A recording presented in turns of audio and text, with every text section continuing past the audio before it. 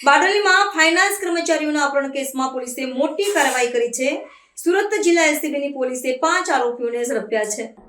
બારડોલી તાલુકાના તાજપોર ગામમાં ફાઇનાન્સ કંપનીના કર્મચારીઓનું અપહરણ અને લૂંટ કરનારા ટોળાના 5 સભ્યોને ધરપકડ કરીને મોટી સફળતા હાંસલ કરી છે।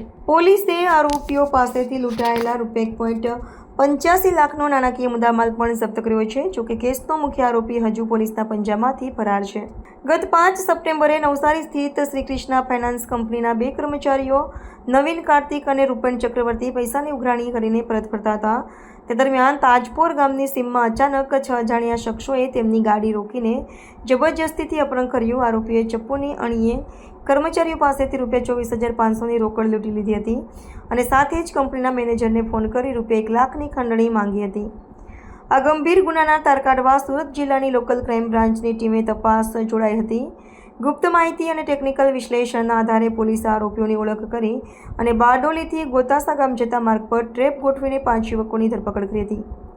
ધરપકડ કરેલા આરોપીઓ પાસેથી પોલીસને લૂંટના ₹15,170 રોકડા, ગુનામાં વપરાયેલી 3 મોટરસાઇકલો અને 4 મોબાઈલ ફોન બરામદ થયા છે, જેની કુલ કિંમત ₹1.85 લાખ જણાવવામાં આવી છે।